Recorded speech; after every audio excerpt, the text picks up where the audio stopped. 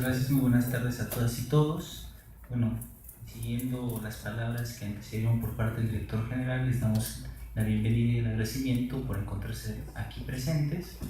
Y el esquema de trabajo de esta mesa de debate que llevaremos a cabo va a ser el siguiente.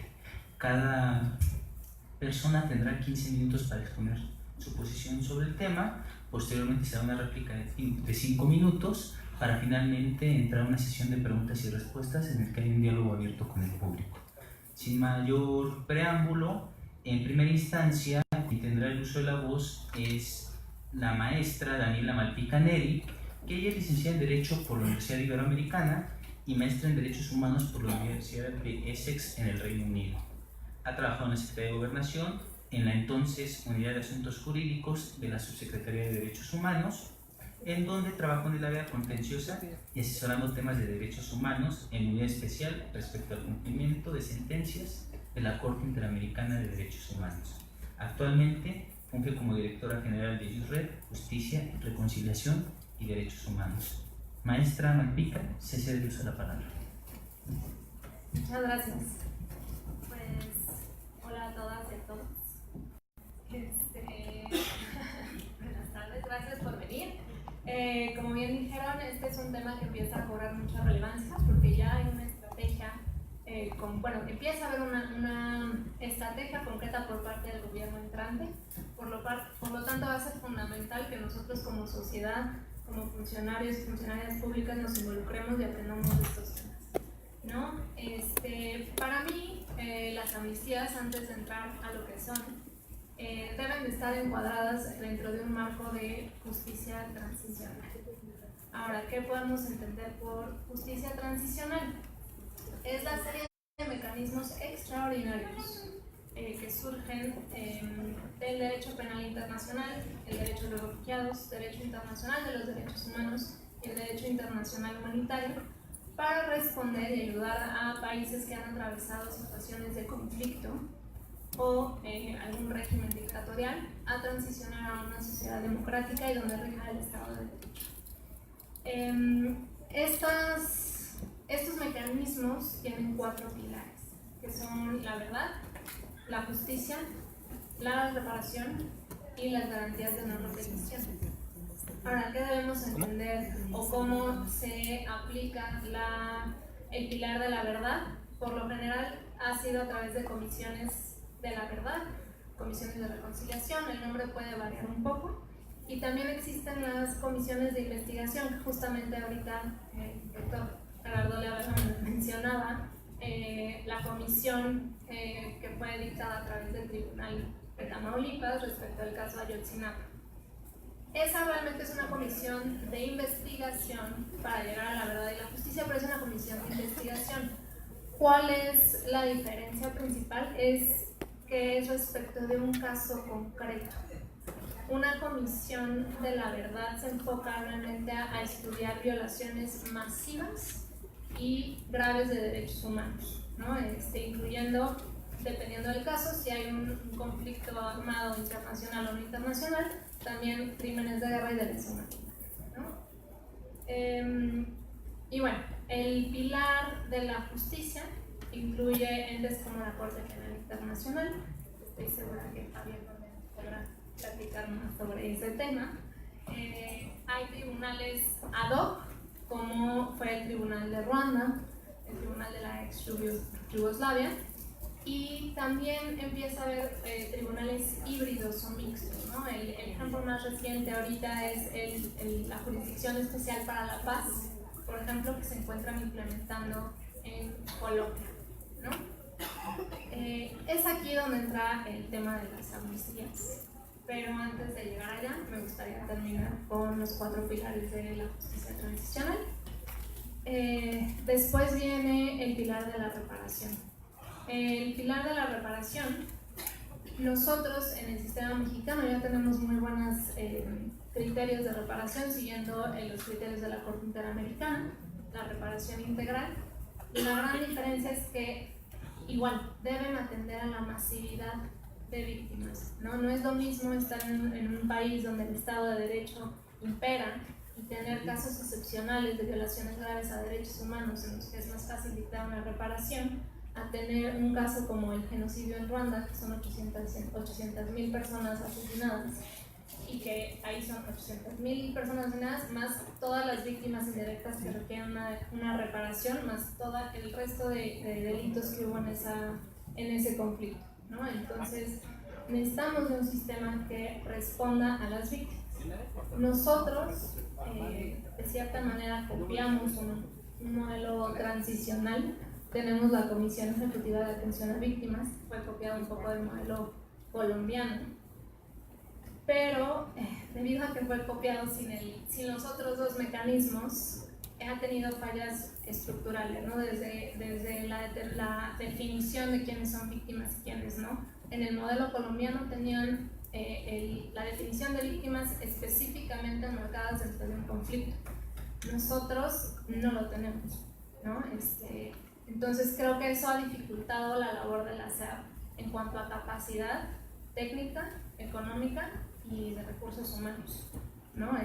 Además de que decidimos también dotar a cada estado con su propio sistema de reparación integral de víctimas, que también ha sido un problema que se instalen y de ahí que logren coordinarse con la federal. Y por último son las garantías de no repetición, que aquí tradicionalmente era el accountability, ¿no? El poder buscar a los responsables, sobre todo en las instituciones de gobierno, la rendición de cuentas, poder quitar, por así decirlo, a los arroces negros del servicio público para evitar que este tipo de delitos o violaciones se vuelvan a cometer. De ahí se ha expandido porque se ha visto que eso no ha sido suficiente, ¿no? Ahora en la teoría y en la práctica, en los mecanismos de justicia transicional, se busca que estas garantías abarquen mucho más, ¿no? Reformas legales, reformas sociales y reformas culturales, ¿no? Reformas legales, por ejemplo, aquí en México posiblemente no podamos tener un cambio si no hablamos o tenemos una discusión seria sobre el marco regulatorio de drogas, una reforma penitenciaria, una reforma social, por ejemplo, en cómo estamos viendo nosotros el conflicto después de 12 años de guerra contra el narcotráfico, ¿no? Creo que es algo que necesitamos empezar a platicar sin querer que yo tenga todas las respuestas, pero por ejemplo, ¿qué vamos a hacer con un niño sicario? ¿No? ¿Cómo lo vamos a ver? ¿No? La percepción puede ser que de muchas personas, pues este niño sicario ya mató a 100 personas, ¿no? Que se refunda en la cárcel y nunca vuelva a salir, pero pues ¿dónde estuvo el Estado para este niño? ¿No?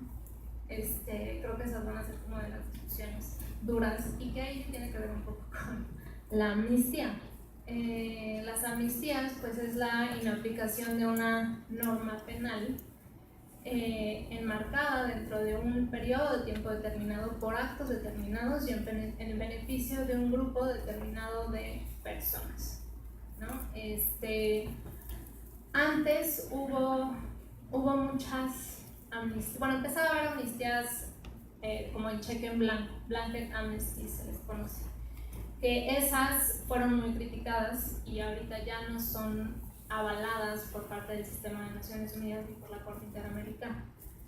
Porque estas amnistías eran como todos los que estuvieron involucrados en el conflicto, no se les va a aplicar la norma, ¿no? Y pues había un dilema muy grande ahí entre paz, verdad y justicia, ¿no? Y se creía que no se podía lograr una sin la, más bien con una no se podía llegar a la otra, ¿no? Y fue evolucionando y lo que ahora se ha trabajado es en que si se aplican de manera holística, esto es al mismo tiempo los 4 mecanismos, esto no debiera pasar, ¿no? La realidad es que las amnistías es un tema muy controversial.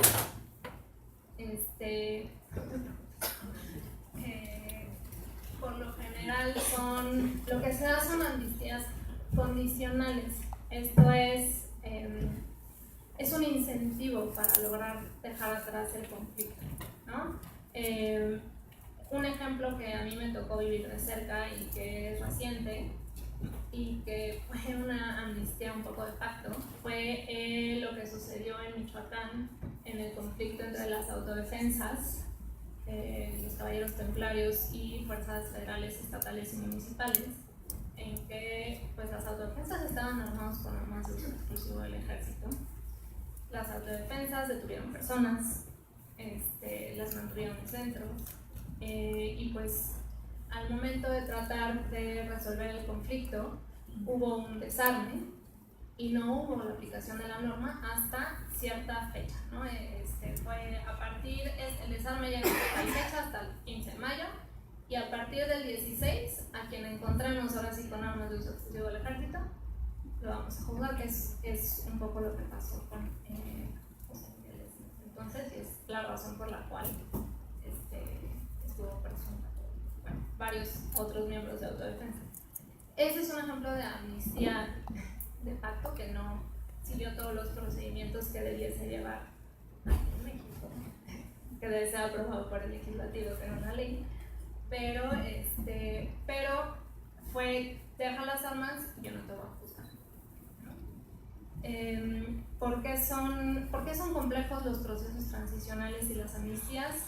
Pues porque ante la masividad y la gravedad de los hechos de los que estamos hablando, la realidad es que no tenemos capacidad técnica, económica ni humana para responder a la crisis. Son medidas extraordinarias ante situaciones extraordinarias. México tiene una impunidad elevadísima. No tenemos capacidad estatal realmente para investigar todos los casos que hay. No tenemos capacidad de atender a las víctimas. Un ejemplo de esto son los trailers que estamos encontrando que llevan en varios estados cuerpos, ¿no? No tenemos ni capacidad de identificar y de preservar los cuerpos de las personas que han estado perdiendo la vida a lo largo de este conflicto. Y pues es una manera de poder acercarnos a la verdad y a la justicia, ¿no? Otorgarles una reparación y tratar de prevenir que esto vuelva a suceder. Es controversial también porque es lo mínimo que deberíamos poder hacer por las víctimas hoy en día. Es un poco lo más que siento que les vamos a poder ofrecer. Por más que hablemos de una fiscalía que sirva y una reforma institucional, estos cambios toman décadas, que es un poco lo que duran los procesos transicionales, ¿no? Entonces necesitamos darles una respuesta. Es lo mínimo que deberíamos hacer por ellos y creo que también es lo máximo que vamos a poder hacer por ellos.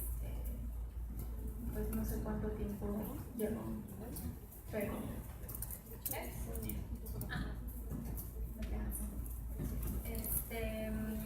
y pues bueno, para enmarcar y contextualizar un poco las amnistías en otro contexto, a mí me gusta mucho hablar del caso argentino. ¿Por qué? Porque es una transición que ya ha pasado por muchos años, que fue de cierta manera una de las transiciones en las que se encontró qué no hacer.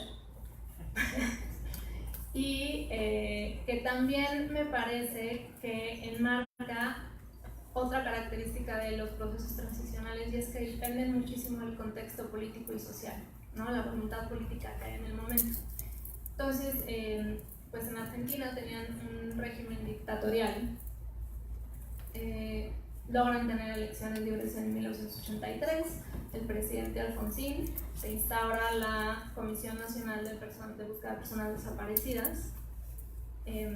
Hay un poco para contrastar porque la necesidad y la emergencia de estos mecanismos acá en México. Esa comisión encontró cerca de 9,000 personas desaparecidas de manera oficial y ONGs decían que el número podía elevarse hasta 35,000.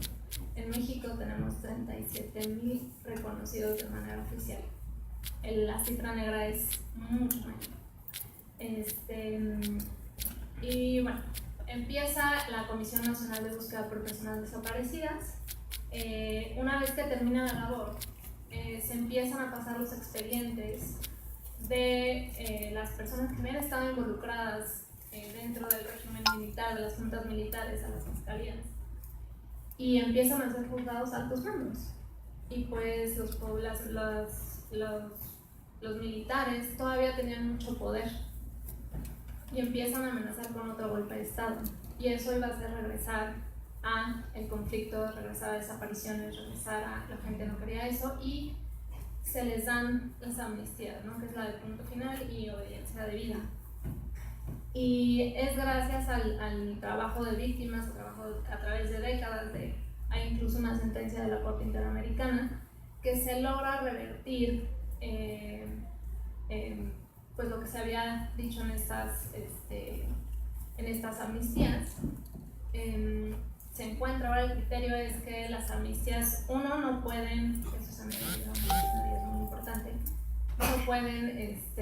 no se puede otorgar una amnistía contra delitos de lesa humanidad, crímenes de guerra y violaciones graves a los derechos humanos, que abarcan delitos como tortura, desapariciones forzadas, ejecuciones extrajudiciales, torturas, violencia sexual enmarcada dentro del conflicto, o sea, todos estos delitos que nos preocupan y que se usaron mucho en las campañas políticas para un poco tratar de prestigiar un poco el mismo término de la amnistía, pues están protegidos por el derecho internacional de los derechos humanos y por el sistema interamericano, ¿no? Y la regla básicamente es que no puede haber una amnistía contra un delito que afecte los derechos a la verdad, a la justicia y a la reparación de las víctimas, ¿no?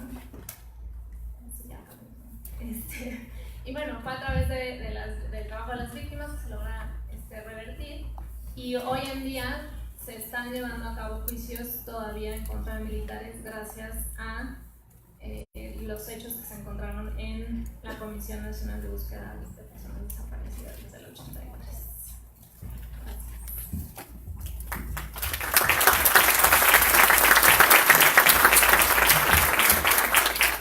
Tenemos esta primera participación de la maestra Malpica, y bueno, se rescatan las aportaciones que efectúa con respecto a los pilares de la justicia transicional, la necesidad de plantear nuevos paradigmas en torno al análisis de la propia justicia, volver nuestra atención a la víctima para que no sea un convidado de piedra en el sistema de justicia mexicano, y los límites a los que puede llegar o acceder la amnistía.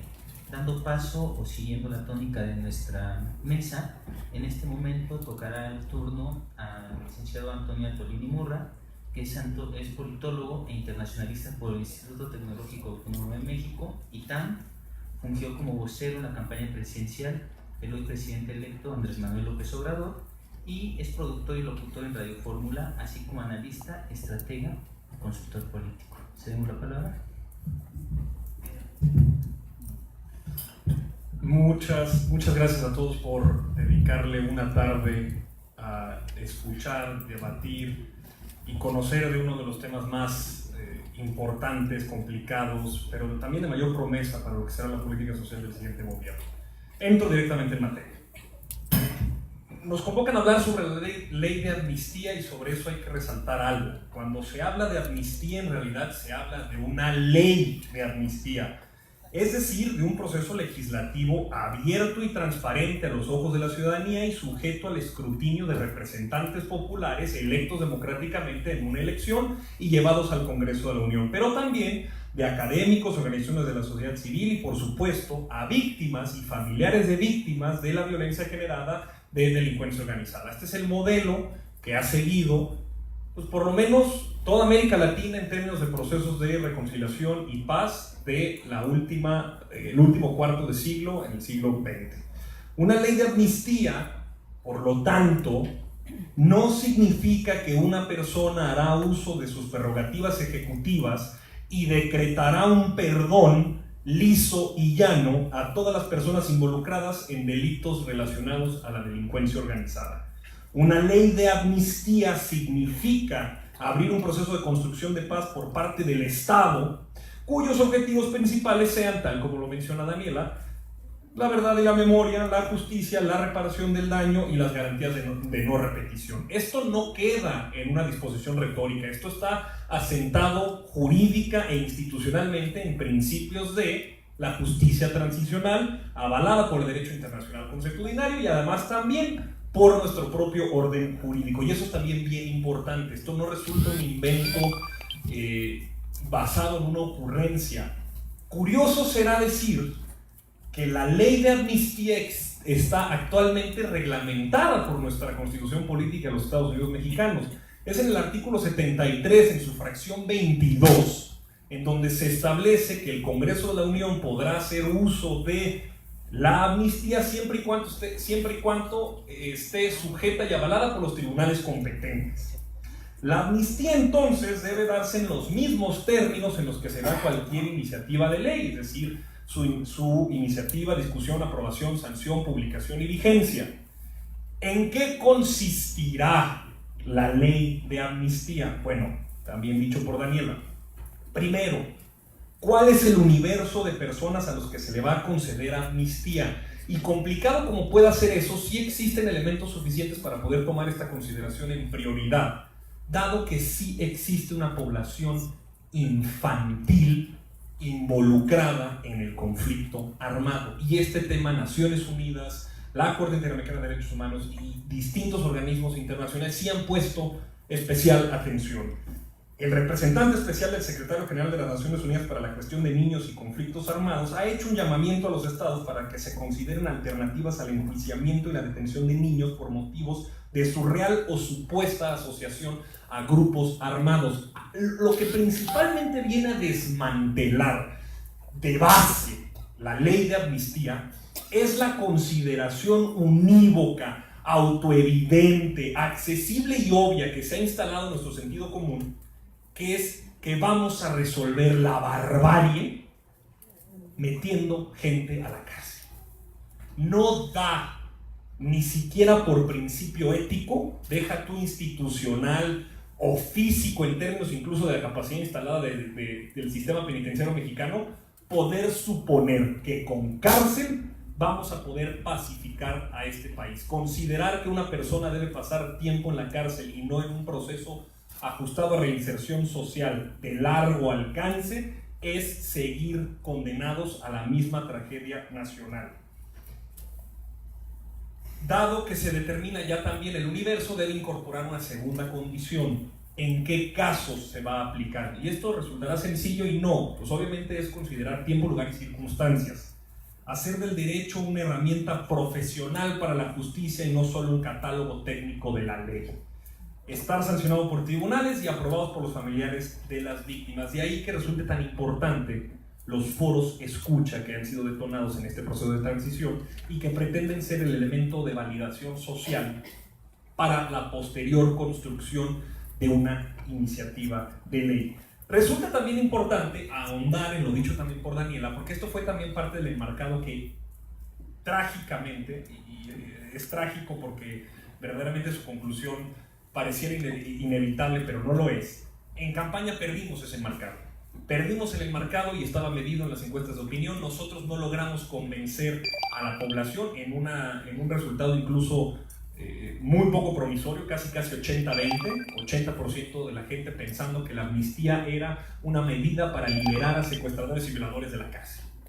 Que el pozolero y el asesino y el turta y el chayotes y el payasos y toda la gente a la que estamos acostumbrados a identificar como líderes de una plaza, cártel o organización criminal iban a salir inmediatamente simplemente porque el Estado ya no quería asumir su responsabilidad. Una suerte de ley de punto final similar a la mencionada en Argentina o Michoacán, como de que, a ver, ¿saben qué?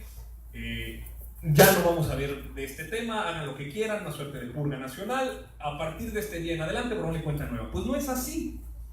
En el marco del sistema de infracciones graves establecidos por los 4 convenios de Ginebra de 1949, en su artículo 49, 50, 129 y 146, y a su vez también en el protocolo adicional de 1977, en su artículo 85, los estados partes están obligados a investigar todos los crímenes de guerra presuntamente cometidos por sus ciudadanos o fuerzas armadas o en su territorio, y si procede enjuiciar a los imputados. También deben investigar otros crímenes de guerra sobre los que se tengan jurisdicción y si procede enjuiciar a los imputados. Es decir, desaparición forzada, secuestro, violación, asesinato, no son competencia de la ley de amnistía. Otra vez desmantelando el enmarcado de que es un decreto que se instaura desde el poder por un flechazo de buena voluntad, frente a lo que en realidad es, que es un proceso institucional. Incluso también, esto es una cosa que no se ha dicho.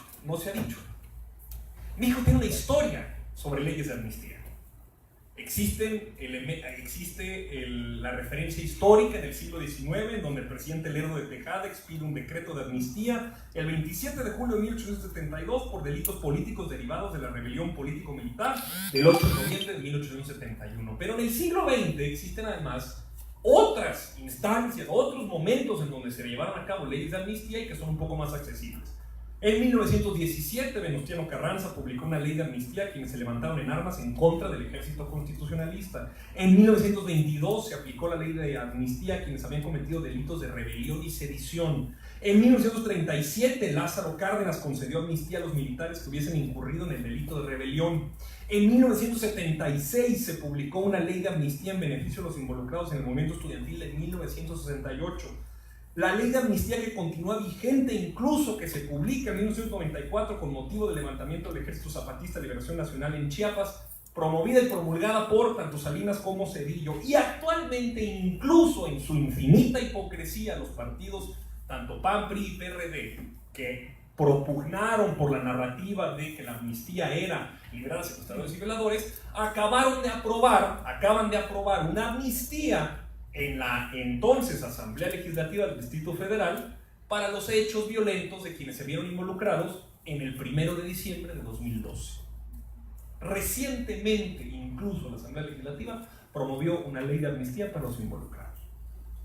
Por lo tanto, la ley de amnistía, en el contexto en el que nos compete en esta discusión frente a la pacificación y la reconciliación del país, lo que pretende hacer es socavar la base social del narcotráfico, al traer a la legalidad a jóvenes migrantes y campesinos que por necesidad o obligación se han dedicado al cultivo y distribución de droga.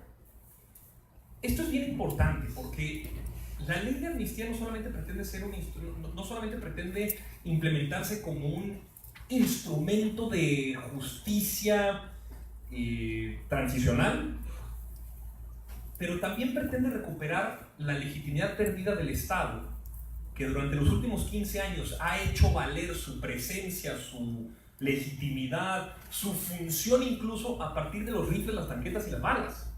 La presencia misma del Estado a través de los militares y la incorporación y la toma de territorios ha sido la forma en la que por lo menos 8 de cada 10 municipios en este país han visto una intervención directa o indirecta de la delincuencia organizada y el Estado haciéndose presente de esta forma. ¿De qué manera podemos hacer que la gente recupere confianza en las instituciones?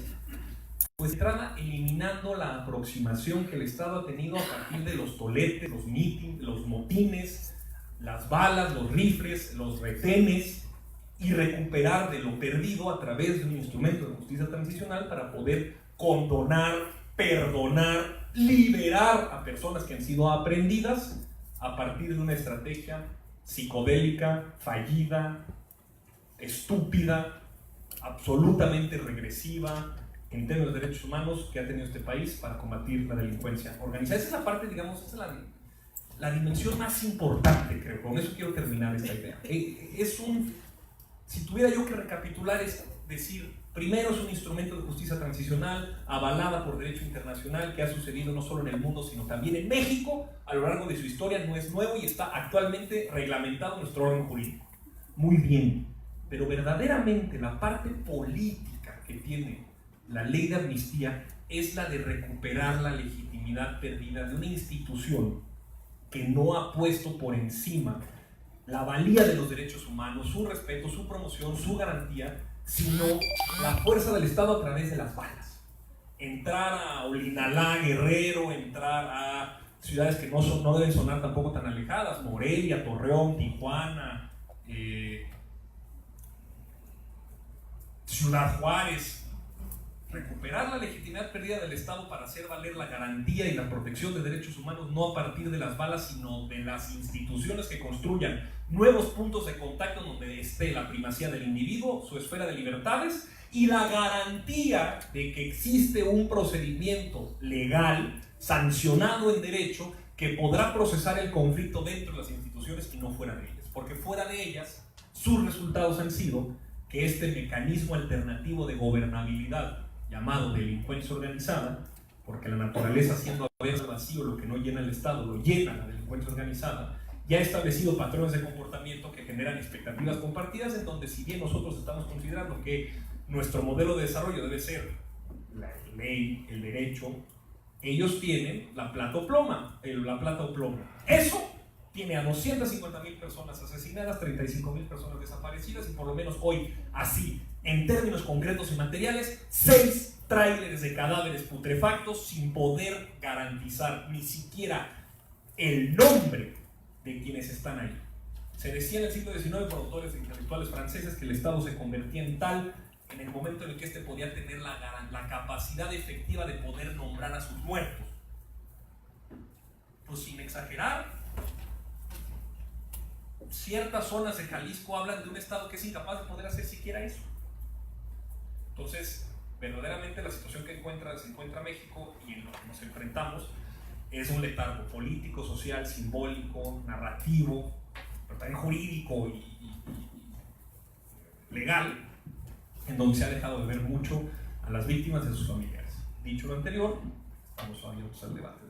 Gracias. Muchas gracias.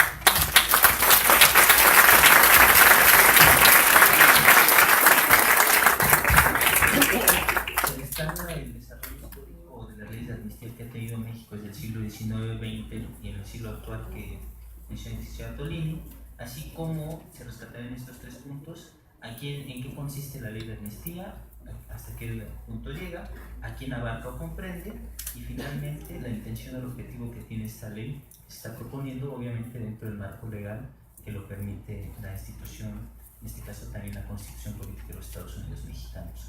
Procedemos a ceder la palabra al doctor Javier Donde Matute, quien es doctor en Derecho Penal Internacional y Derecho Penal Comparado por la Universidad de Aberdeen, Escocia, maestro en Derecho por la Universidad de Georgia y actualmente se desempeña como investigador en el Instituto Nacional de Ciencias Penales, este centro público de investigación, destacándose a sí mismo que es investigador nacional nivel 2. Javier, ¿se te cede la palabra? Muchas gracias. Bueno, como yo soy el ponente de casa, quisiera personalmente darles la bienvenida a los demás integrantes de la mesa y bueno, iniciar esta discusión. Daniela les dio una definición de amnistía, yo les voy a dar otra.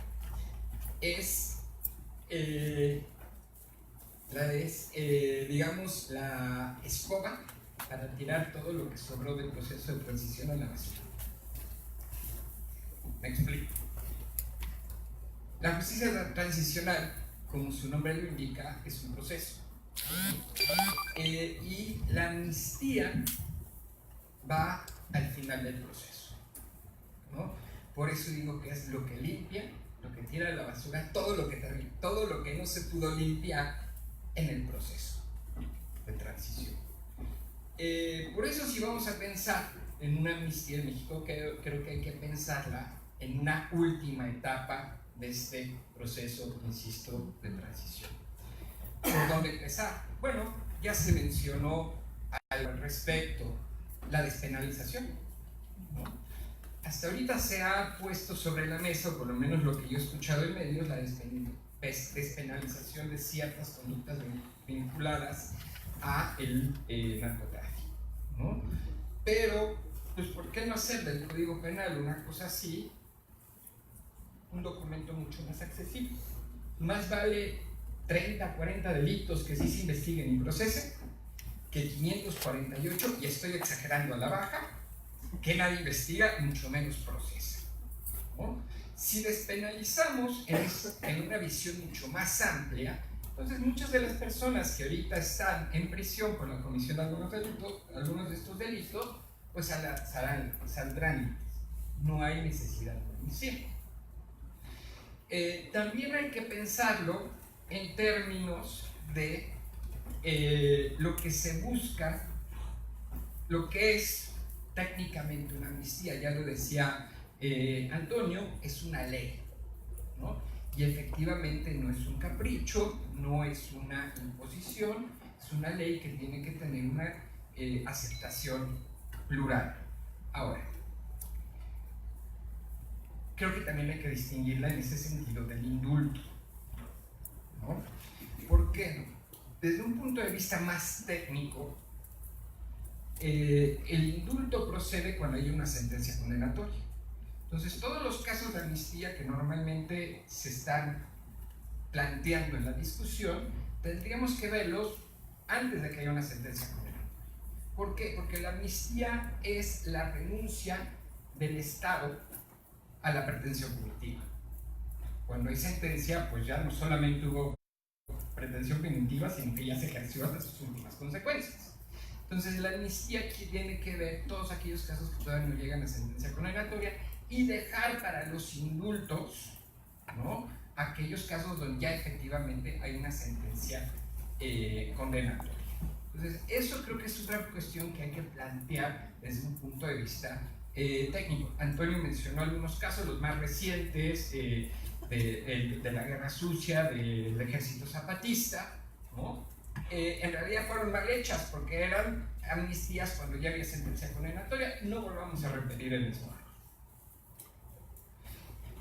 Ahora, entonces muchos de estos casos de las personas que ya están en prisión en realidad se resuelven a través del indulto, me parece. Efectivamente, también se mencionaba el tema de los delitos, ¿no? Y Daniela también comentaba en ese sentido que hay ciertos delitos considerados crímenes de lesa humanidad, crímenes internacionales, que no pueden ser sujetos de amnistía. Y aquí voy a generar un poquito de controversia con Daniela. Ese es en el ámbito del sistema interamericano de derechos humanos, pero en mi trinchera, que es el derecho penal internacional, no hay reglas al respecto. Algo muy interesante es que el Estatuto de la Corte Penal Internacional no menciona una sola vez la palabra amnistía. Y créanme que lo he leído varias veces, pero no menciona la palabra amnistía. En las discusiones para la redacción del Estatuto de Roma, en las conferencias de Roma, se mencionó el tema y los delegados prefirieron no entrar al asunto. Pero lo que sí hace el Estatuto de Roma es decir que le da una facultad más o menos discrecional a la Fiscalía para que no inicie una investigación cuando ésta no redunde en interés de la justicia. ¿Qué es el interés de la justicia? No tengo la más remota idea. También es un término ambiguo que se empleó en el Estatuto de Roma para dejarle a los jueces, ¿no?, la decisión y a la Fiscalía en una primera instancia de qué va a hacer esto. Pero lo que sí nos dice el Estatuto de Roma es que una investigación, es decir, en este caso el ejercicio del poder punitivo internacional, no será necesario cuando este no redunde, entre otras cosas, en los beneficios o que afecte el interés de las víctimas, ¿no? Entonces aquí me parece que un tema central que ya se apuntó en las distintas intervenciones es que esta amnistía, que creo que todos coincidimos, no puede ser un cheque blanco, tiene que estar condicionada, tiene que poner como primer punto o filtro los intereses de las víctimas, ¿no? Y aquí sí hay coincidencia entre el derecho internacional de los derechos humanos y el derecho penal internacional. Creo que también habría que revisar toda esta jurisprudencia del sistema interamericano de derechos humanos, porque las amnistías que han llegado a la Corte Interamericana en realidad son amnistías burdamente violatorias de derechos humanos. Entonces, no permiten analizar el punto fino de lo que puede implicar una amnistía en un proceso de justicia transicional. Hay muy pocos indicadores de cómo pudiera funcionar esto en un Estado democrático, no en un Estado donde hay amnistías que son cheques en blanco y demás. Estos puntos finos no los ha dado la Corte Interamericana. Yo inclusive me atrevería a decir que una vez que tengamos más o menos claro por dónde va esta ley de amnistía, ¿por qué no someter a una opinión consultiva a la Corte Interamericana de Derechos Humanos para que nos digan si vamos por el buen camino o no, ¿no?, ante la falta de información, ¿no? Pero bueno, eso quizá habría que verlo en un futuro con la Secretaría de Relaciones Exteriores. y con las Fuerzas Armadas. Ahora, otra cosa que es muy importante para la amnistía, o como yo la visualizo en este proceso que vamos a iniciar, otra limitante. Ya vimos el tema de la ley, pero también hay una limitante en el ámbito de las personas. Ha surgido en el contexto del derecho penal internacional el concepto de los máximos responsables, ¿no? Que normalmente, y no estoy de acuerdo, pero normalmente se equipara con aquellos que son los líderes o los superiores jerárquicos de las distintas organizaciones. Podríamos pensar de las organizaciones criminales en un caso como México, pero también de los agentes estatales. ¿Sí? Entonces, estas personas, por lo que yo llamo de manera no muy precisa, son personas que tienen una calidad de garante especial y que por eso el derecho penal internacional les ha otorgado una responsabilidad adicional que aquellos subordinados que simple y sencillamente llevan a cabo las acciones que pueden consistir en crímenes internacionales. Otra limitante que vamos a encontrar, por lo menos en materia de política criminal internacional, valga la expresión, es justamente excluir a estos llamados o mal llamados máximos responsables, ¿no? Ahora, otro aspecto que también es importante considerar cuando se debate el tema de las amnistías es quién la va a otorgar. Sabemos que tiene que surgir de una ley, pero creo que para que esto opere de manera efectiva tiene que haber alguna instancia, ¿no? Quizá alguna especie de órgano que actúe como un juez, ¿no?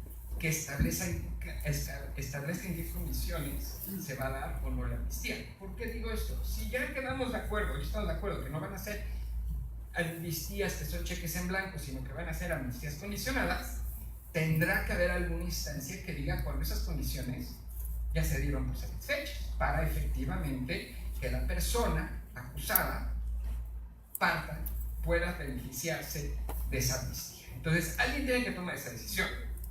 Y tiene que ser, me parece, una instancia que siga los parámetros, ahí sí, de la Convención Americana de Derechos Humanos, que sea independiente, competente e imparcial, ¿no? En esa determinación. Porque volvemos a lo mismo. Si la ley de amnistía dice, te voy a otorgar por decir amnistía cuando reparece el daño, ¿quién va a determinar cuándo ya se reparó el daño? Entonces, ese es otro factor que me parece que es importante considerar en el ámbito de las amnistías. Y algo que también me preocupa mucho, sinceramente, son los ámbitos de competencia de la amnistía. Efectivamente, Antonio ya leía la Constitución, pero la Constitución dice de los delitos del orden federal, palabras más, palabras menos. ¿Qué vamos a hacer con aquellos delitos que son del fuero común? Felizmente me parece que muchos de ellos no podrían ser amnistiables, ¿no? Como el secuestro, el homicidio, la violación, pero habría que pensar que pudiera haber algunos de los cuales dependeríamos. Se dependería de la voluntad de las legislaturas estatales para otorgar amnistías en ese tema. De lo contrario, pudiera haber ahí otra invasión de esferas si no se hiciera en este sentido. Eso es, digamos, viendo de la federación hacia los estados, pero si vemos de la federación hacia el ámbito internacional, también tenemos otro obstáculo importante. Yo les dije que la Corte Penal Internacional, el Estatuto de la Corte Penal Internacional no prevé amnistías, pero no sabemos si esto va a ser tomado como un factor para que se inicie una investigación en México por una falta de voluntad para llevar a cabo procesos ante la Corte Penal. No sabemos, es mera especulación. Pero algo que me preocuparía todavía más es el tema no internacional sino extranjero.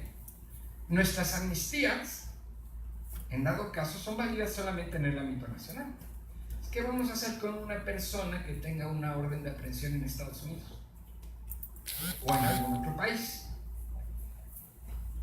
En estos casos, la garantía de no ejercer el poder punitivo en el ámbito nacional queda limitada.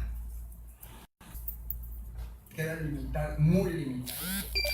Y además, como está, podríamos revivir un viejo enemigo que es los secuestros transfronterizos. Si nosotros le damos amnistía a una persona, pero Estados Unidos la quiere procesar, pues lo va a secuestrar como lo hizo con Álvarez Machain y otras personas. Entonces tenemos que ver un poquito más allá de la discusión nacional, porque me parece que, y lo he dicho en otras ocasiones, no estamos en un vacío. Entonces, tenemos que ver todos estos factores, tanto extranjeros como internacionales, que ciertamente influenciaría la toma de decisión, no solamente en cuanto a la justicia transicional, sino la ley de amnistía que eventualmente se promulgue en México. Gracias.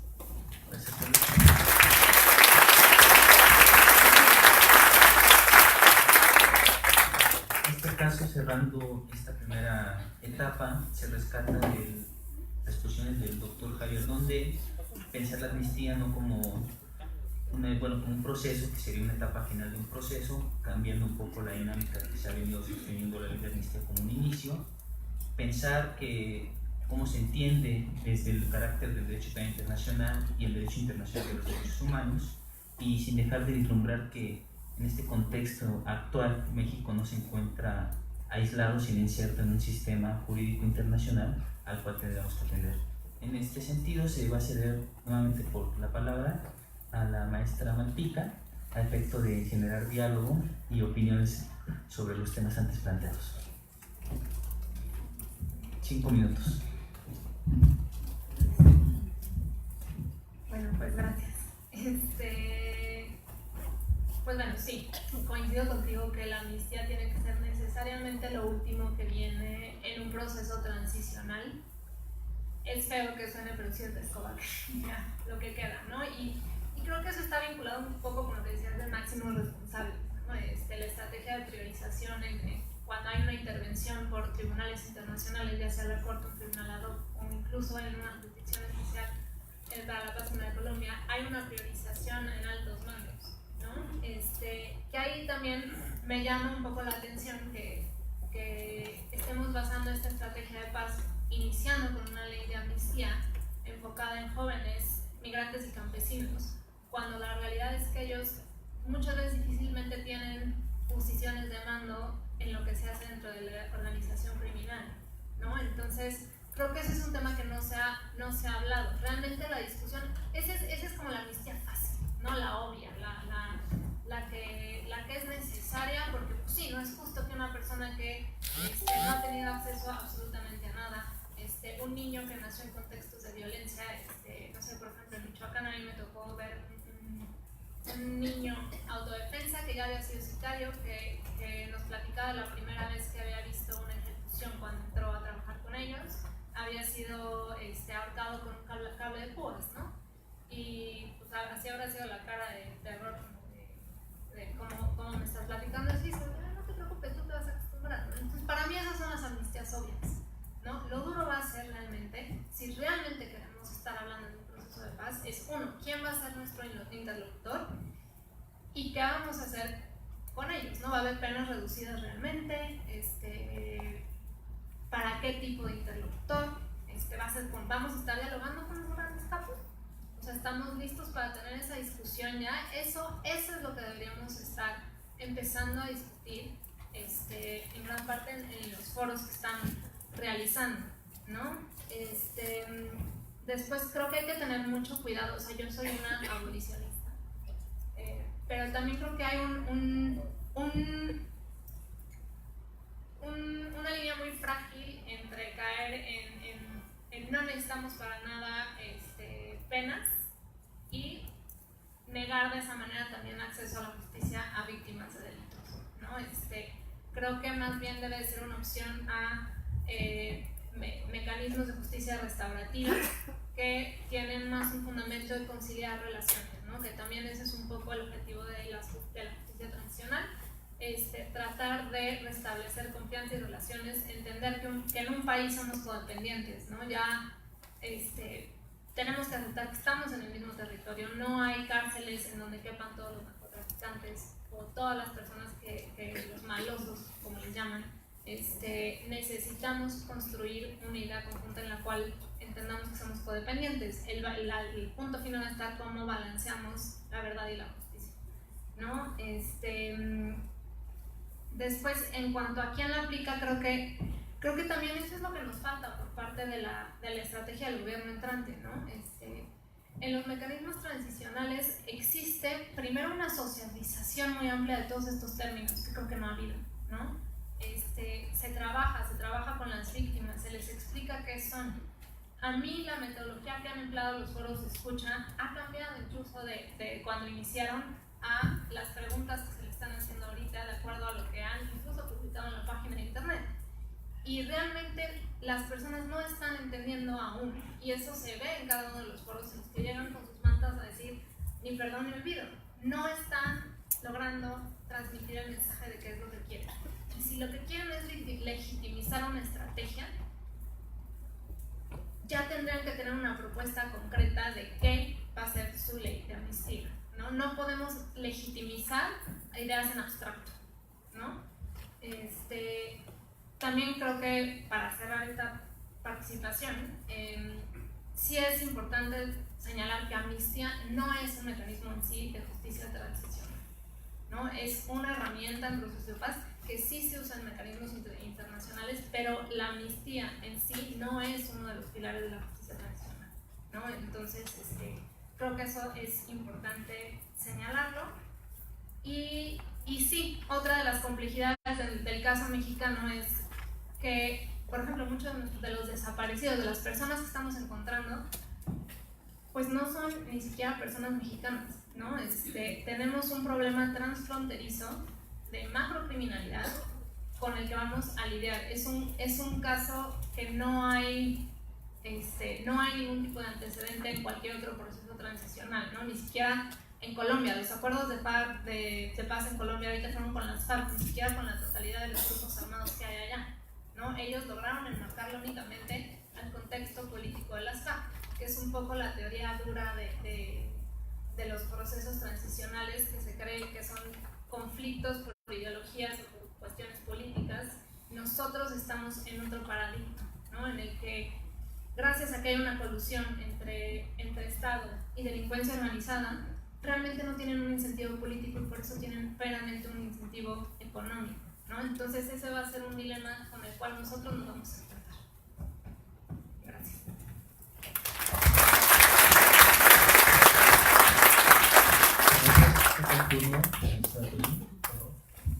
Es que en efecto eso es lo que sucede.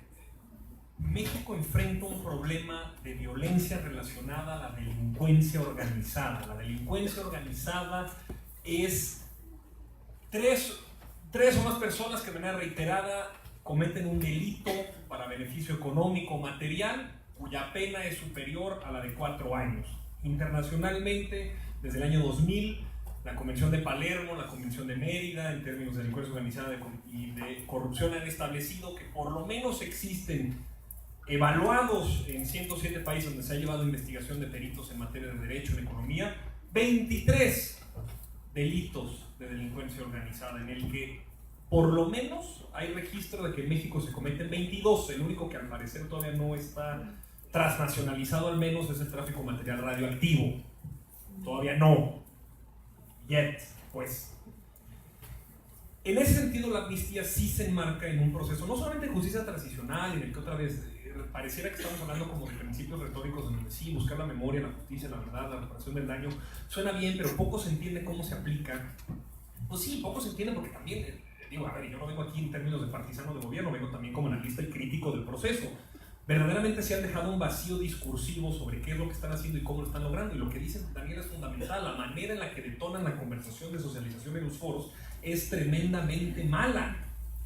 Sí ha sido un proceso complicado de prueba y error que yo no sé si si se necesitaba hacer desde ahora incluso. O sea, yo todavía criticaría la temporalidad en la que se están llevando a cabo los foros, y supongo que debería ser algo que se pensase ya en funciones para saber que, bueno, Olga Sánchez Cordero o Alfonso Durazo pues ya tienen la legitimidad de un nombramiento político jurídicamente avalado para poder decir, bueno, sí, es la Secretaría de Gobernación, es la Secretaría de Seguridad Pública, es una fiscalía ad hoc, es la Comisión de Atención Especial a Víctimas, alguien que le dé respaldo jurídico, no solamente político, a lo que está sucediendo. Sí. Creo que la amnistía en ese sentido se enmarca también en el proceso en el que sí por lo menos ya han mencionado cuál va a ser la estrategia de combate a la delincuencia organizada.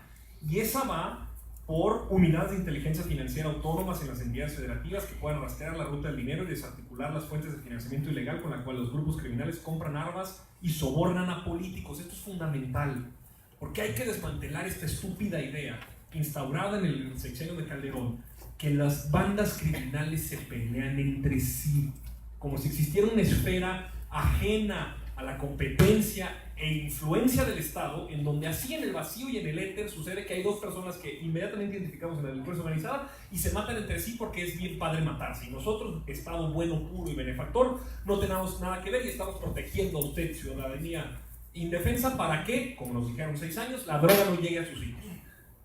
Gran error. Condición necesaria y casi suficiente es que exista delincuencia organizada que compra política pública desde las instituciones estatales. Hay una simbiosis mafiosa entre delincuencia organizada y el Estado. Por lo mismo es que es muy distinto pensar los procesos de pacificación como se hace con un grupo paramilitar, con las FARC, en donde además se establece muy claramente que hay una ley de desmovilización porque existía un argumento político de quienes se habían agrupado para confrontar al Estado en su legitimidad originaria. Y aquí no, aquí el Estado es un facilitador para el negocio de mercados y de bienes y servicios ilegales. Es gracias al Estado que se puede hacer delincuencia organizada. Es en realidad la delincuencia organizada de cuello blanco la que tiene principal involucramiento en este sentido. Entonces, la ley de amnistía no puede darse en ese sentido. Claro, tiene que ser la última etapa, porque hay un proceso donde se han involucrado peritos en derecho, en economía, fiscales, organizaciones de la sociedad civil, personas de renombre, organizaciones religiosas. Hombre, se transiciona de un régimen a otro. Y se empezó a ver. Se empezó con lo que parece ser la propuesta póster de una campaña que sí habla de seguridad, sí habla de reconciliación, sí habla de paz, pero que el proceso al menos va lento y desordenado. Se ha planteado a lo que yo alcanzo a conocer, entender, que la amnistía va para los máximos responsables. No. Eso supongo está incorporado en lo que sí está reglamentado por por derecho internacional en una suerte de testigos protegidos.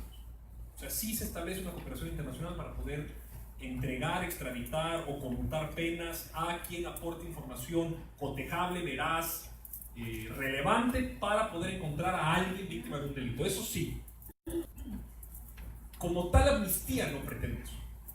Al menos este tipo de amnistía, que yo aquí estoy además forzando el apellido, porque tampoco es algo como que se haya hecho de manera clara y distinta. Ahí de manera velada, Olga Sánchez Cordero ha declarado, al margen de las discusiones que salen una y otra vez cada semana, que sí, en efecto, es para socavar la base, el halcón, la mula, el sicario, la madre de familia, el campesino, el agricultor, el que empaca la paca, el bulto, la amapola, sí, además es un chorro. O sea, existen datos, aquí traía yo, de...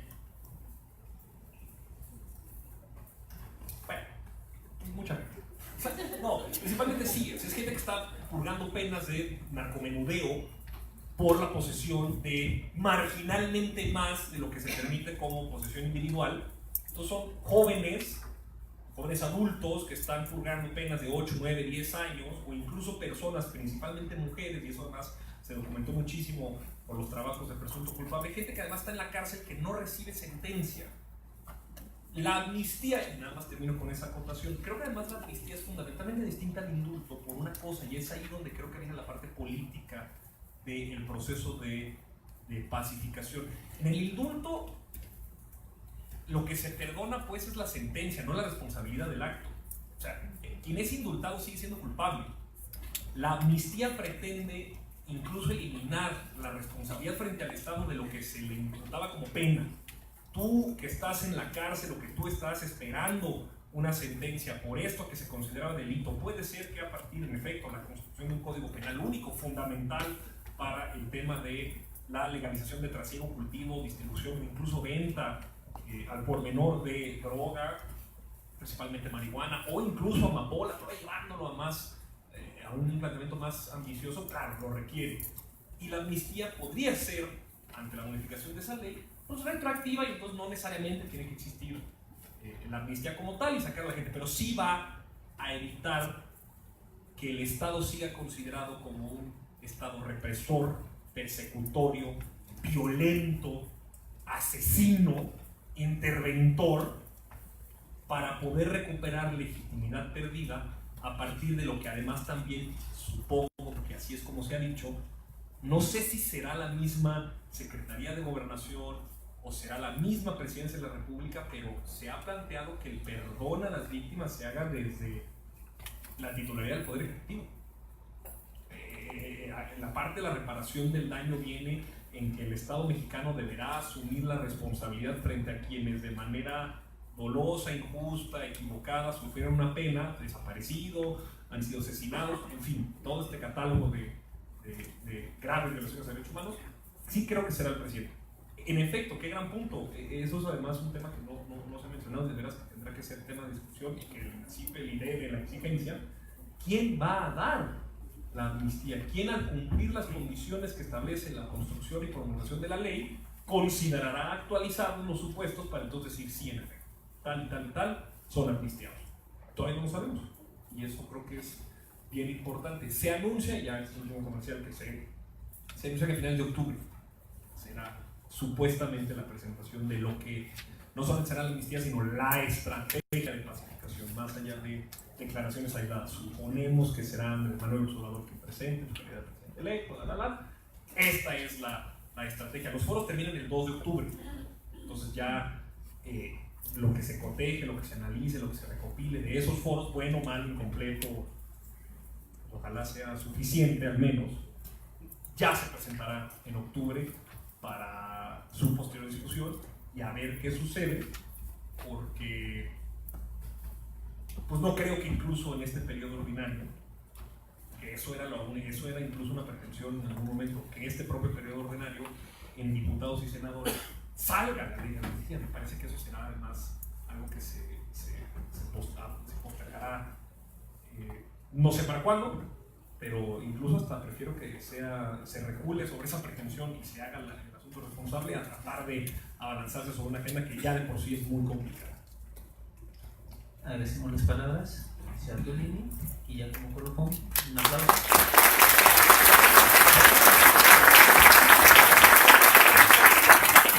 Como colofón, tenemos la participación del doctor Javier Ponce. Bueno, entonces yo creo que a partir de octubre vamos a organizar otro evento. La semana que entra, ¿no? Yo dije así como 2 de octubre, esta semana que entra. La semana que entra. Bueno, esperamos a finales de octubre. Bueno, nada más quisiera enfatizar 2 puntos, porque uno que mencionó Daniela, pero que me parece importante recalcar, es que estas amnistías modernas, por llamarles de alguna manera, efectivamente no son blanco y negro, ¿no? Y pueden, esta parte de la condición puede ser una reducción de la pena, ¿no? O a lo mejor las condiciones en las que se cumple la pena, ¿no? A lo mejor un arresto domiciliario, algo por una restricción con brazaletes, no sé. Entonces, esos también son factores que pueden darse según el caso, ¿no? También, bueno, Daniel ahí como que dijo aguas con la despenalización, pero yo creo que efectivamente hay un enorme catálogo de delitos que pueden salir del Código Penal, el Código Penal único, que puede ser, ya que empezamos a trabajar sobre eso, entonces sería un punto que valdría la pena abordar. Y yo creo que aquí podemos revivir la idea del bien jurídico tutelar, ¿no? Ustedes que son alumnos del INACIPE ya saben que hay quienes dicen que no, que el bien jurídico no existe. Bueno, ¿por qué no lo revivimos, no? Si el bien jurídico puede ser un buen parámetro para ver qué sale del código y qué se queda en el código, porque además el bien jurídico, valga la redundancia, pues va a proteger bienes de las víctimas, ¿no? Sería un buen parámetro para cerrar estos temas de la despenalización. Y bueno, creo que la primera intervención me tardé mucho, ya los ojos y los de Jorge, no, entonces creo que yo lo dejaría ahí, ¿no? Creo que efectivamente hay muchas cosas que todavía se tienen que discutir y bueno, pues hay muchas variables todavía que verse, no solamente en la amnistía, ¿no? Sino en todo este proceso de justicia transicional que se va a empezar a vivir. Muchas gracias. Iniciamos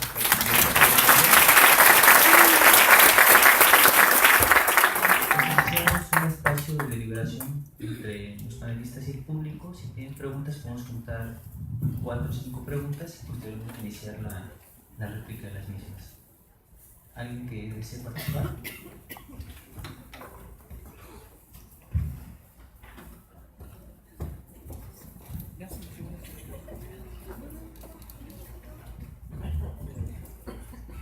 Hola, ¿qué tal? Buenas tardes. Mi nombre es Cecilia Horta, yo soy aquí de INACYPE y mi pregunta va específicamente para el licenciado Tourny. Me pareció muy interesante las formas de, bueno, más bien todo el análisis que se hace histórico de las amnistías que ha habido en México. Sin embargo, todas tienen un carácter político. ¿Cuál sería entonces cómo se utilizarían estos antecedentes históricos de las amnistías para un contexto como el de hoy, que no tiene un interés político?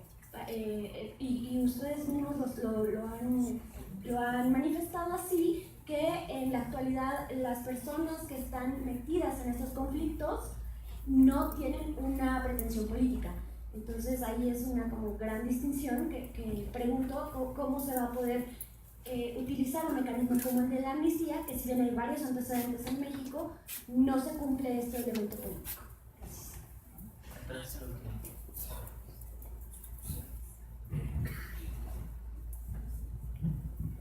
Sí, buenas tardes. Pues antes que nada, gracias al INACYPE por esta invitación abierta. Yo quisiera, como yo soy un ciudadano común y corriente, ¿verdad? Soy ingeniero electricista, egresado del Instituto Politécnico Nacional, y tengo un problema con uno de mis hijos que está preso. A mí quisiera hacer 2 comentarios, no sé si me lo puedan permitir, los panelistas y aquí el instituto, porque yo quiero comentar algo muy fuerte, ¿verdad? Desde el punto de vista de mi ignorancia legal, ¿verdad? Que aquí en México vivimos, y con todo respeto para los jueces, para los estudiantes del derecho, etcétera, etcétera, que aquí en México ni hay derecho ni hay justicia, desde mi punto de vista. Aquí la justicia o el derecho está más chueco que nada. Yo lo estoy viviendo ahorita en carne propia con este hijo mío, que está preso en un ceperezo, era policía federal ministerial, lo están acusando de secuestro express, ¿verdad? Con situaciones de agravantes, porque por ser o que fuera servidor público, ¿verdad? Entonces estoy viviendo esta etapa muy fuerte desde mi punto de vista y me he inmiscuido en cuestiones legales, no siendo experto, y estoy viendo que, vuelvo a repetir con todo el derecho para las personas estudiosas del derecho, que aquí no hay derecho, no hay justicia, aquí hay intereses, aquí la justicia y el derecho están acompañados de dinero, de prepotencia, de impunidad, de corrupción, de nepotismo, etcétera, etcétera, etcétera. Entonces, mi participación o mi comentario es que ustedes, como personas que saben de derecho, que son personas sabias del derecho, yo quisiera que esto lo tomaran mucho en cuenta. Vuelvo a repetir, soy un ciudadano común y corriente. Quiero llevar la voz del pueblo, como se dice. No estoy de ningún partido, ni soy apartidista. Lo único que quiero expresarles es que estoy sufriendo en carne propia esa injusticia del Poder Judicial en México, ¿verdad? Es una injusticia para mi hijo que esté preso en un ceperezo, siendo un policía que arriesgó su vida 10 años, inclusive ahorita que están hablando de los narcotraficantes en Ciudad Juárez, Chihuahua, estuvo arrodillado, desnudo, con unos sicarios que le apuntaron en su cabeza ¿verdad? Y por haber dicho él que tenía un hijo, le perdonaron la vida. Entonces, y sin embargo, ¿verdad? La propia Procuraduría General de la República, a través de la visitaduría, los acusó de esto, siendo que detuvieron a una persona que es narcomenudista de Tepito, ¿verdad? Y bueno, ellos tuvieron algunos errores dentro de su problema de trabajo, ¿verdad? Entonces, pero todo esto ha sido para mí una injusticia. Inclusive las cárceles federales, ¿verdad? Donde estuvo Mireles, ahí estuvo, nos tratan de verdad como una porquería así de personas. Nos denigran nuestra dignidad, nos tratan una cosa horrible, así horrible. Ese es mi comentario hacia todos ustedes. Y se los digo con todo respeto, con todo respeto a ustedes. Aquí mi pregunta sería ¿por qué solamente la amnistía se va a aplicar a personas que no hayan recibido una sentencia? Yo considero que el proceso de mi hijo ha sido injusto, que ya recibió una sentencia de 25 años por tener, según la Procuraduría General de la República, detenido a una persona privada de su libertad, ¿verdad? En las mismas oficinas de la PGR que están en Álvaro Obregón, según esto, entre 8 y 10 horas. Por 10 horas están recibiendo una sentencia de 25 años. Hay personas que matan, que asesinan, que violan, que andan en la calle. Y las que por suerte agarran, ¿verdad? Sufren 2 o 3 años de cárcel y las dejan salir. El comentario, y lo vuelvo a decir también con todo respeto, el licenciado Miguel Ángel Aguilar López, una eminencia según esto, que es el magistrado del primer tribunal unitario en materia penal del primer circuito, ¿verdad? Hablé yo con él, hablé con jueces anteriormente, y pues ni se me hizo tan bueno, la verdad, con toda mi ignorancia, porque pues a los pocos días deja la ciudad el Bester Gordillo en libertad. Yo, de veras, y lo digo con todo respeto, me siento agraviado con el Poder Judicial por esa libertad y por otras más, porque aquí en México a veces las víctimas se convierten en victimarios y los victimarios se convierten en víctimas. Y bueno, eso es todo lo que yo quiero exponer. Muchas gracias. Y yo quisiera que, no sé, algunos de ustedes, de los panelistas, me auxilien, porque la verdad yo me estoy muriendo por esta situación de mí.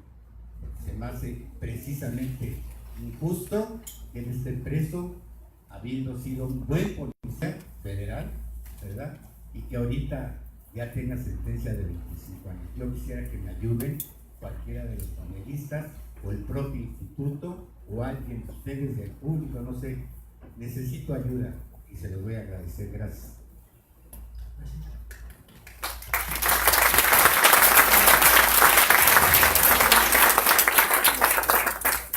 Buenas tardes. Buenas tardes. Mi nombre es Julio César Hernández. Soy licenciado en criminología y actualmente estoy trabajando de policía. Llevo 10 años. La pregunta es para la licenciada Malpicaneri. A su punto de vista, ¿quién tiene que garantizar la no repetición de la víctima y en qué institución recae mayor peso? ¿Alguna pregunta?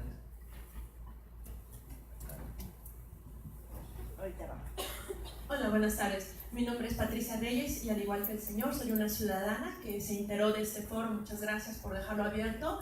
Y mi pregunta o mi observación es que si nuestros jueces son capaces de vender a su Santa Madrecita por dinero y no aplican la justicia como es, cuando se habla de máximos responsables, pues bien sabemos que hay gobernadores, presidentes municipales involucrados en el crimen organizado y que ha sido por ellos que esto ha crecido. Tenemos el caso de Moreno Valle, tenemos el caso de Ángel Aguirre Rivero en Guerrero, los Mural en Oaxaca, Duarte y Yunes en Veracruz. Todo esto que estamos viviendo como país es por un problema de que no ha habido un gobierno decente para este país, ¿no? Entonces, esta ley, este proyecto de Andrés Manuel, creo que va a enriquecer al país si se sabe plantear bien esto, porque es una muy buena propuesta, porque al igual que el señor, bueno, en mi comunidad donde participo, es una comunidad de Iglesia Católica que se dedica a visitar a los presos, y hemos encontrado presos con sentencias injustas que llegaron ahí y que por no tener un buen abogado o por no saber cómo se maneja el proceso de derecho penal, están ahí con condenas de 7, 10, 40 años, 25 años. Entonces, ustedes, como parte del Instituto Nacional de Ciencias Penales, ¿cuál puede ser su aportación que brinden a todo este proceso para ayudar a la ciudadanía? Muchas gracias.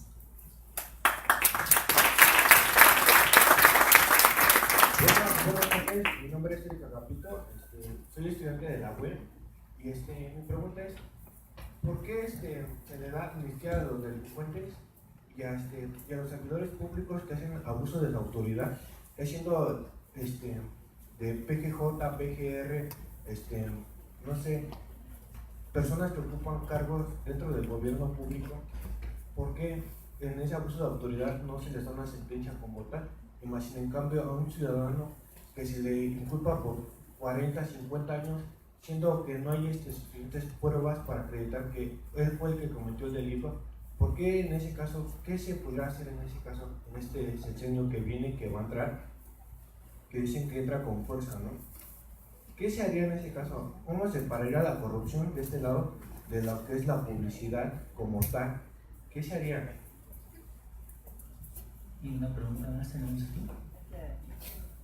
Muy buenas tardes, mi nombre es Librado Marín Parra, soy originario de la Sierra Norte de Puebla, de la Heroica Azcapotzalco. Quiero hacer una pregunta a los tres ponentes, escuchando esta gran preocupación que tenemos todos los ciudadanos. A los tres ponentes expertos de la materia, yo les quiero hacer una pregunta con honestidad y con el gran conocimiento que tienen los tres. ¿El gobierno, o decirse gobierno, administra capos, o nomás el pueblo somos los que visualizamos que el gobierno administra capos? Porque aquí existe un gran debate, se expresa que los señores capos, el narcotráfico, Chapo Guzmán, y pareciera que aquí estuviéramos todos una bola de incrédulos. ¿Por qué incrédulos? Nos engañan que no saben dónde está Joaquín Guzmán Loera, Arturo Beltrán Leiva, creo que sí se escucha. Y es verdaderamente vergonzoso. Estamos en foros y foros, seminarios, periodistas interrogan cosas parasitientas. ¿Por qué parasitientas? Porque le damos vuelta, que tenemos de interrogarlo o no lo interrogamos. Tal que les pregunto a los tres expertos ponentes, ¿el gobierno es la delincuencia organizada? ¿El gobierno es el Estado? ¿O en realidad nosotros aquí los que fingimos que somos abogados no hemos entendido? El Estado de Derecho se parte de un rector donde muy claro lo dice. Jacobs señalaba que la ley es muy perfecta, milimétrica. Y ahora resulta que un juez tiene otro criterio, un ministerio público tiene otro criterio. Bueno, pues entonces estamos hablando que en este país y en el mundo no existe un tal rector, que existen sentimientos del individuo hacia la impartición de justicia. Tal por eso que a los tres expertos les pregunto, en México, en nuestro país, ¿el gobierno administra delincuencia organizada? Gracias.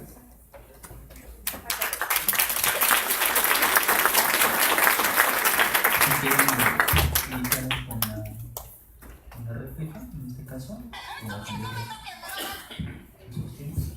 Contesto la primera. A ver, la amnistía sí tiene un carácter político, pero por supuesto que tiene un carácter político.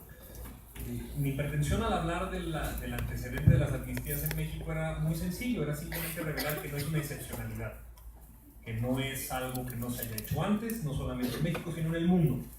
Al retirarle su condición de excepcionalidad, también se le retira su pretensión de ocurrencia o de despropósito, pero pues de ahí estamos que dejando ciertos vacíos que sí se han dejado, de ahí a que estemos discutiendo hoy límites y alcances. Ahora, si tiene una pretensión política fundamental, de ahí a que no solamente sea la amnistía un catálogo más dentro de la técnica de la ley, sino que verdaderamente busque resarcir daño y recuperar la legitimidad perdida de origen del Estado al intervenir en lugares en donde se ha visto rebasado, al menos en el ámbito federal o el ámbito local. Sí, imagínalo así de manera muy concreta. No, en Colombia, el proceso de recuperación del Estado de la delincuencia organizada generaba cordones sanitarios en donde el Estado, en la visión de las fuerzas militares, acordonaba a organizaciones de la sociedad civil que se dedicaban a rescatar a víctimas de la delincuencia. El Estado, en la presencia de sus militares, era considerado garante de legalidad, o de policía militar, o de policía federal, es decir, gente que esté adecuada en los protocolos de respeto a derechos humanos y uso proporcional de la fuerza. No como ahora se siente, como se ve. Es un asunto bien de corazón.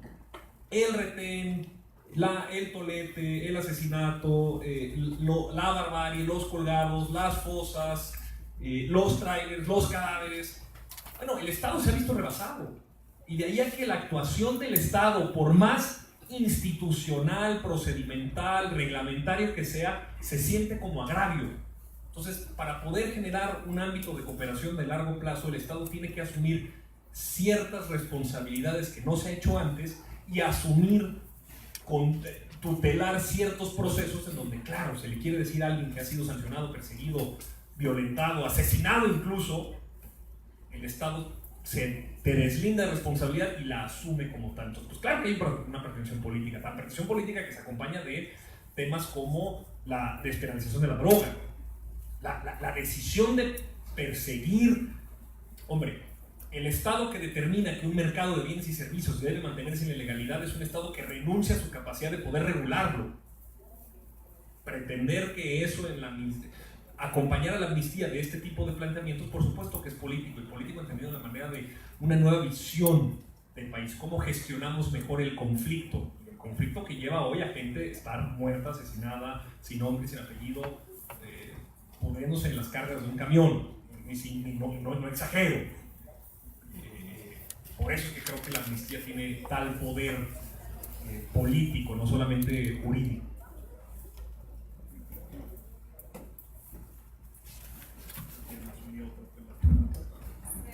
Yo contesto la que me hicieron de garantías de no repetición. Pues mira, las garantías de no repetición van a recaer en varios actores. ¿Por qué? Porque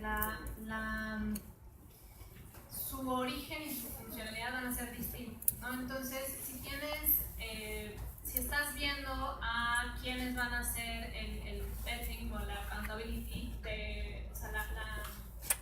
quienes van a buscar a las personas que fueron responsables, pues necesariamente van a tener que ser instituciones de justicia, ¿no? Entonces, dentro de esa medida, esa garantía de no repetición, pues van a ser esas instituciones, ¿no? Otra medida de garantía de no repetición, por ejemplo, es cómo vamos a comenzar a enseñar qué sucedió estos últimos 12 años, ¿no? Esa recaería, por ejemplo, en la Secretaría de Educación, ¿no? Cómo vamos a empezar a enseñar qué fue lo que pasó, cómo han sido estos procesos, cuáles fueron las soluciones, etc. Y para mí la otra muy importante es que tienen que recaer necesariamente en la sociedad, ¿no? No importa si imaginemos que creáramos el mecanismo de justicia transicional perfecto. Si nosotros no nos involucramos, no rompemos esta apatía que hemos tenido con la situación que hemos estado viviendo durante los últimos 12 años o más, y no hacemos nuestro el proceso, no sirve de nada, ¿no? Hoy en día, ¿cuántas marchas hemos tenido por desaparecidos, fuera de los padres y madres que buscan a sus hijos, ¿no? Y regreso al ejemplo de Argentina, ¿no? En ese momento por miedo mucha gente no salía, pero hace 2 años, 1 año, desapareció un chico en un contexto de una protesta política. Argentina se paralizó, porque ellos entendieron el nunca más, ¿no? Ellos entendieron que eso no podía volverles a pasar, ¿no? Y hicieron materia de escuela, hicieron un documental, se pasó en la televisión. Entonces, las garantías de no repetición recaen en todos y en todas. Esa es la realidad, ¿no?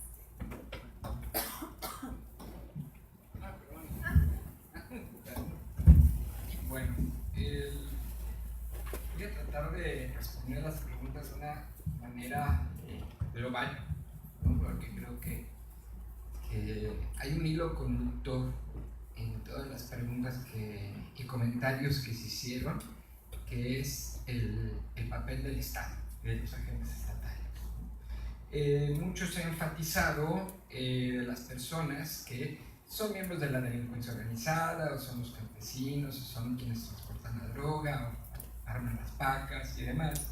Pero me parece que este proceso de justicia transicional también tiene que ver con las personas que están o han estado en el gobierno, ¿no? Y se ha hablado mucho de que el 1 de diciembre inicia la cuarta transformación,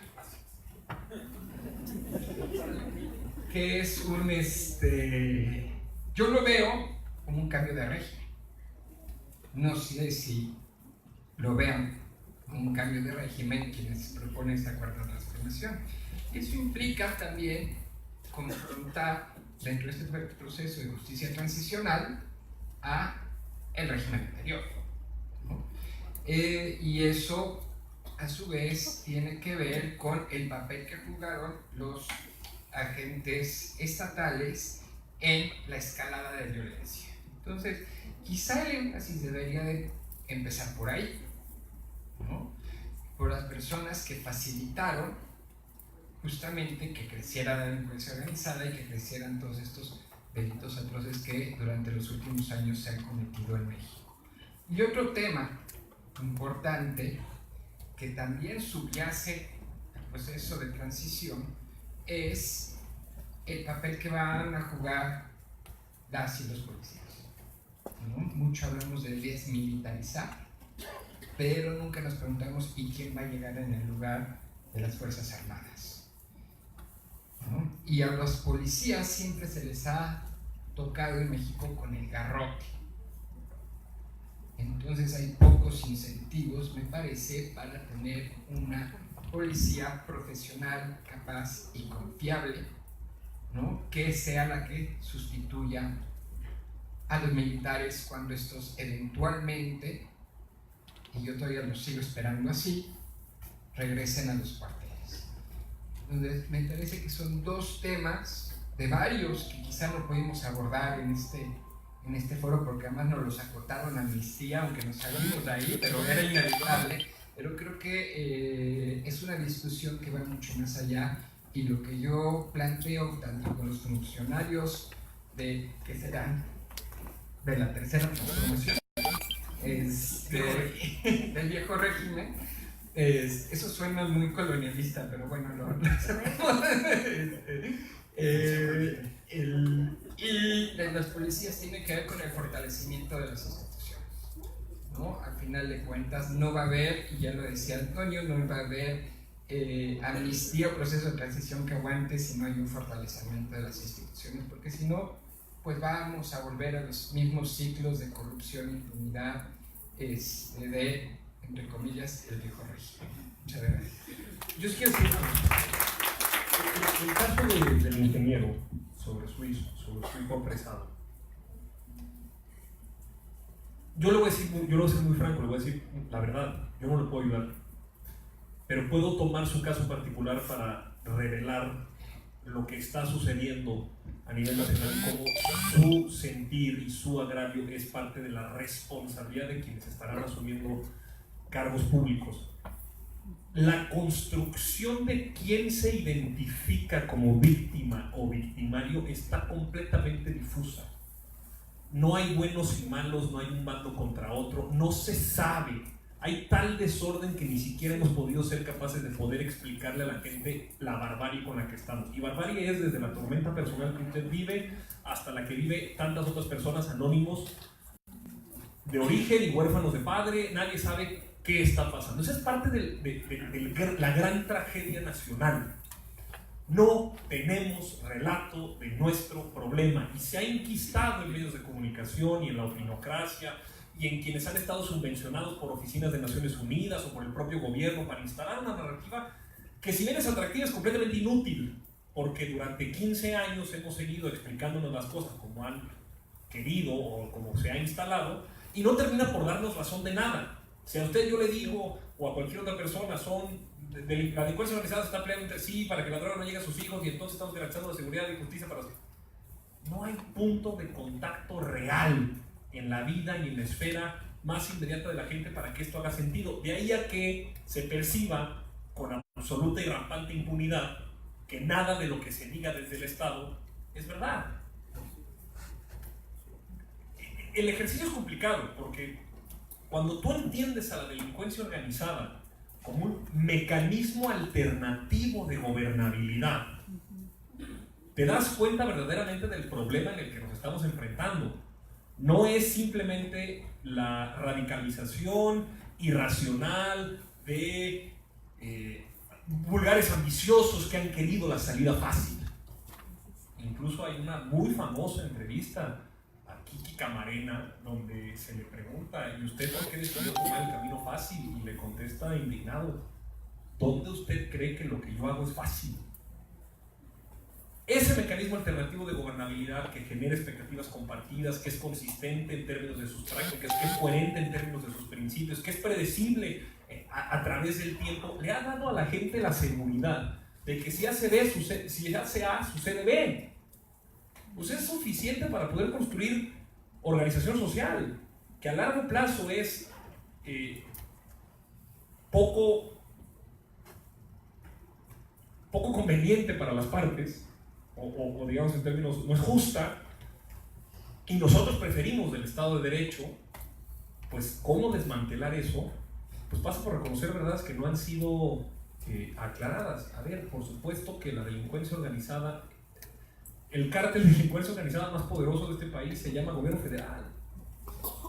Pero claro, pero es que no es una exageración retórica. Artículo 19 ha documentado que por lo menos el 83% de las agresiones en contra de periodistas provienen de un funcionario, de una persona en funciones del Estado. Existe involucramiento dentro de los expedientes que han sido consultados, por lo menos incluso en un caso icónico del caso de Ayotzinapa, donde hay intervención de funcionarios de primer nivel de la Procuraduría para alterar expedientes, confesiones que fueron obtenidas a través de tortura. Hombre, eso que la narrativa oficial ha tratado de incorporar como anomalías, pues bueno, entre anomalías y anomalías y excepciones se termina de construir una estructura. Entre coyunturas y coyunturas sucede que ya vemos entonces cómo funcionan las cosas. Es verdaderamente complicado. ¿Por qué se sanciona? ¿Por qué pretendemos entonces aplicar la amnistía acotándose como se acota? Precisamente porque estamos tratando de confrontar ese mecanismo de gobernabilidad, encontrando que la manera que hay para romper ese ciclo, y esta es otra vez una decisión política, empieza ahí. La persecución y sanción por parte del Estado de ciertos delitos que ha tenido como regularidad empírica ciertos destinatarios que han generado ciertos resultados, hay que romperlo. Hombre, podríamos haber llegado a la radicalización institucional de legalizar todas las drogas y establecer un centro de rehabilitación muy al estilo Portugal, pero a ver, si nosotros no podemos reglamentar ni nuestro mercado de farmacéuticos. O sea, me pasan una hoja, pongo doctora Tolini, te receta un antibiótico y a ver, fácilmente tú sacas una medida controlada. Ya no tanto, pero sucede. Pues decidimos políticamente que sea por ahí. Bueno, o sea, decidieron y coincidieron en ello. A mí nadie me preguntó nada. Espero que realmente lo hagan. Pero como todos los demás, de ahí a que lo que dice Daniela también sea tan importante, el proceso de reconciliación pasa por reconocer que hay algo que estamos haciendo que no se hacía antes, y el sacrificio que tiene que mostrarse. ¿Y para qué algo verdaderamente sea un sacrificio? A ver, ¿vieron la película de Cadena de Favores? Ay, la del chavito este de Sexto Sentido, que hace 3 favores a desconocidos y va uno por otro. Bueno, él tiene una frase fantástica, dice: si vamos a hacer un sacrificio, que tiene que ser algo que sea difícil, tiene que ser algo complicado, que no sea inmediato, que no sea obvio, que nos cueste, que algo dejemos de hacer que queremos para hacer esto otro. Eso es un sacrificio. Si no, nada más es un reordenamiento de agenda y ya. Si el Estado verdaderamente sacrifica y hace y se ata de manos y se juzga e incorpora fiscales y especialistas en derecho, si trae a las Cortes Interamericana de Derechos Humanos, si trae opiniones consultivas de la Corte Penal, si involucra a peritos, si regresa al grupo de investigadores expertos internacionales para el tema de Ayotzinapa, hombre, si se amarra las manos y asume que la responsabilidad que derive de esa investigación tendrá que ser acatada porque así es, Bueno, ahí tendríamos que ver a, no solo, de ahí la declaración, chivos expiatorios a los que todos nosotros conocemos, la Rosario Robles, el Duarte, el otro Duarte, el Borge, el Moreno Valle, si acaso llegas a tener responsabilidades, pero sí el desmantelamiento de toda la operación política de los que llaman los rank and file, los megatenientes, los sargentos, los de segundo y tercer nivel, que estén también en cárcel. Del secretario de la Defensa Nacional, Galván, del sexenio de Calderón, sentado en un banquillo, a Genaro García Luna, sentado en un banquillo para explicar y dar cuenta de su gestión frente a la administración pública en el más alto nivel. Eso pasó en Guatemala, en Chile, en Brasil, en Colombia, en Argentina, en Alemania, en Ghana, en Liberia, en Costa de Marfil. Hombre, a ver, este es un proceso otra vez, no excepcional de nuestra condición latinoamericana, pero sí de pues, nuestra concepción civilizatoria alrededor de la violencia y los vacíos de Estado que se ha dejado a lo largo de nuestra construcción nacional. Entonces, este tipo de cosas, supongo, a la 10ª potencia, están pasando en los foros. No sé qué tanto se está gestionando el conflicto que esto genera correctamente, pero espero que esto derive en algo en el que alguien tan anónimo y tan marginal y tan poco famoso como los casos aquí presentados tengan la misma primacía, tengan la misma prioridad, tengan la misma seguridad de que el caso de cualquier persona con un código postal, un material de cuna o un apellido distinto tenga exactamente la misma posibilidad real de ser resuelto que el de cualquier otra persona. Creo que esa es la aspiración, al menos es la mía.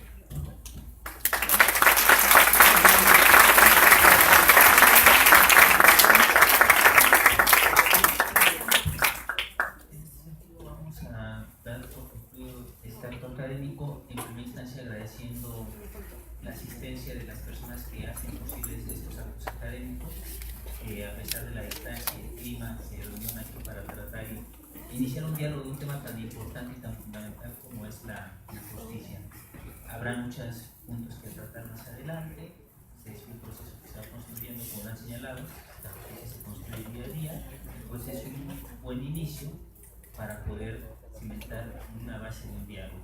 Agradecemos en este sentido la participación y asistencia del oficial Antonio Tolini, de la maestra Daniela Baspica, y como siempre de Javier Donde, y vamos a hacer la entrega de un reconocimiento y un cheque por parte de la Dirección General del Instituto, y a lo cual les pedimos que nuevamente les brinden un aplauso por su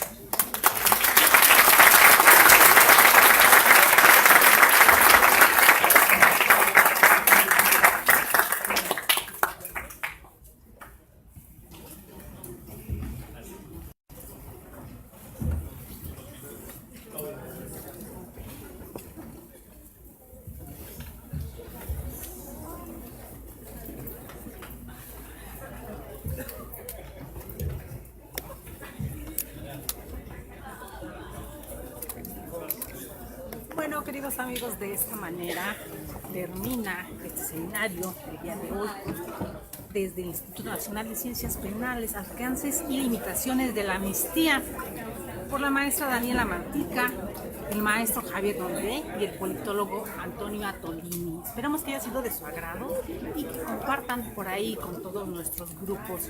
Esperamos también sus comentarios al respecto. Nada más esperamos que salga un poquito la gente. Vamos a tratar de entrevistarlos directamente.